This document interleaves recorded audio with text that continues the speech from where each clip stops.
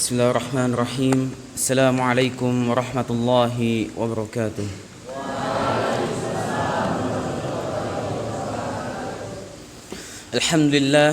Alhamdulillahilladzi bi ni'matihi tatimmus salihah. Asyhadu an la ilaha illallah wahdahu la syarika lah wa asyhadu anna Muhammadan abduhu wa rasuluh. Wa ba'd. Ikhwani fid din.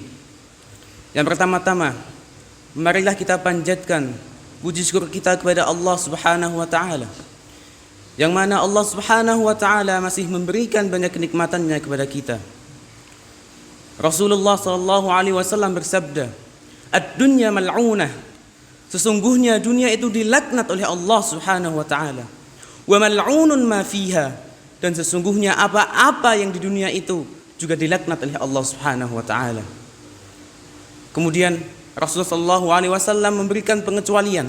Salah satunya yaitu illa dzikrullah azza wa jalla, kecuali berzikir kepada Allah Subhanahu wa taala.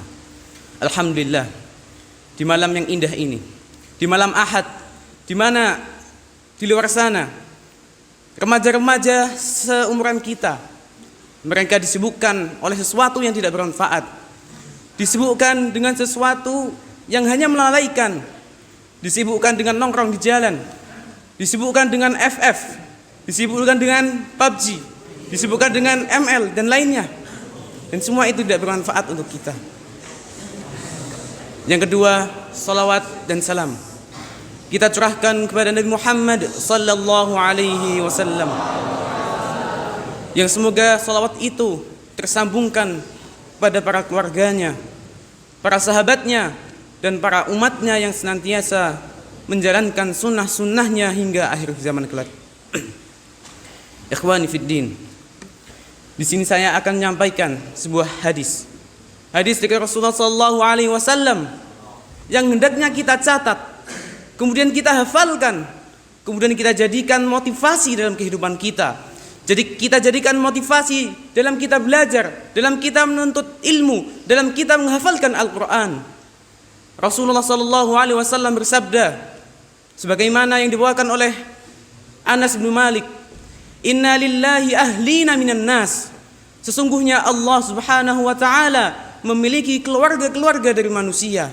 Qila, dikatakan kepada Rasulullah, "Man hum ya Rasulullah?" Siapa mereka itu wahai Rasulullah? Ahlul Quran hum ahlullah. Rasulullah sallallahu alaihi wasallam menjawab, Ahlul Quran, sesungguhnya Ahlul Quran hum ahlullah, mereka adalah keluarga Allah Subhanahu wa taala. Lalu yang menjadi pertanyaan, siapakah itu ahlullah? Apakah mereka yang membaca Al-Quran dengan merdu? Ataukah mereka yang membaca Al-Quran di siang hari, di malam hari, di pagi hari, dan seluruh hidupnya untuk menghafalkan Al-Quran? Ahlul Quran tidak hanya terbatas di situ, tapi Ahlul Quran adalah orang yang ikhlas membacanya. Sebagaimana hadis yang telah disampaikan banyak oleh ustaz-ustaz kita, 3 golongan yang mereka diseret oleh Allah Subhanahu wa taala, diseret oleh malaikat menuju neraka. Di antara mereka adalah penghafal Al-Quran, penuntut ilmu dan penghafal Al-Quran, karena mereka tidak mengikhlaskan hafalannya itu atau ibadahnya itu kepada Allah Subhanahu wa taala. Kemudian yang kedua, ahlullah adalah orang yang mengamalkan Al-Quran. Disebutkan dalam hadis yang panjang ketika Rasulullah sallallahu alaihi wasallam di Isra Mi'rajkan, Rasulullah sallallahu alaihi wasallam dilihatkan dengan suatu siksa yang mana ada seorang yang tergeletak. Kemudian ada malaikat yang membawa batu besar. Kemudian batu itu ditimpakan ke atas kepalanya. Kemudian batunya menggelinding, kepalanya pecah, orang yang dilempar itu kepalanya pecah, kemudian kembali lagi. Kemudian malaikat mengambil batu itu lagi dan menimpakannya lagi kepada orang itu. Dan itu akan terus terjadi hingga hari kiamat. Maka di akhir hadis Rasulullah sallallahu alaihi wasallam diberitahu oleh malaikat Jibril siapa itu dia.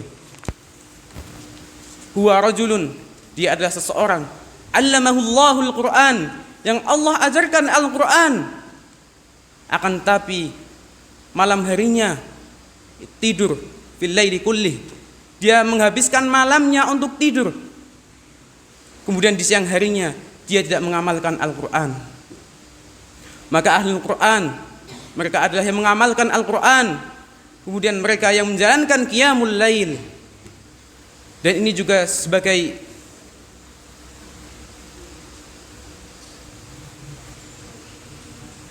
peringatan bagi kita semua.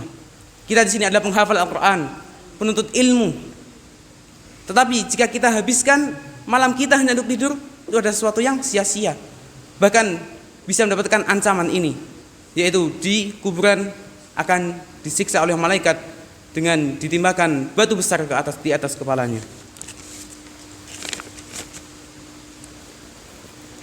Kemudian ciri selanjutnya, ahlul Quran adalah orang yang mentadabburi Al-Quran, orang yang mempelajari Al-Quran, yaitu dengan mempelajari tafsirnya. Allah Subhanahu wa taala berfirman, "Afala yatadabbaruna al-Qur'an am 'ala qulubin aqfaluha?" Maka tidaklah mereka menghayati Al-Quran, mentadabburi Al-Quran, ataukah hati mereka telah terkunci? Ikhwan fiddin, azanillahu wa iyyakum jami'an. Mungkin ini yang dapat saya sampaikan. Dan terakhir kali saya akan memberikan satu faedah. Apa julukan yang tepat untuk menghafal Al-Quran? Sebutkan bahwa julukan yang tepat untuk menghafal Al-Quran adalah ada dua. Yang pertama yaitu hamil Quran dan qari'ul Quran. Adapun hafizul Quran itu kurang cocok untuk menghafal Al-Quran, karena hafidz yang sebenarnya adalah Allah Subhanahu wa taala. Sedangkan qari'ul Quran diambil dari suatu hadis, qila li sahibil Quran, dikatakan kepada sahibil Quran, iqra, bacalah Al-Quran. Siapa itu sahibil Quran? Yaitu qari'ul Quran. Kemudian hamil Quran, kenapa dia cocok? Karena sesungguhnya orang yang menghafal Al-Quran, dia mendapatkan kesusahan dalam menghafal Al-Quran. Dia mendapatkan suatu hal yang berat dengan selalu menghafal Al-Quran, dengan membacanya dan yang lainnya. Mungkin itu yang dapat saya sampaikan. Kurang lebihnya mohon maaf. Wassallallahu ala nabiyyina Muhammadin wa ala alihi wa sahbihi wasallam. Assalamualaikum warahmatullahi wabarakatuh.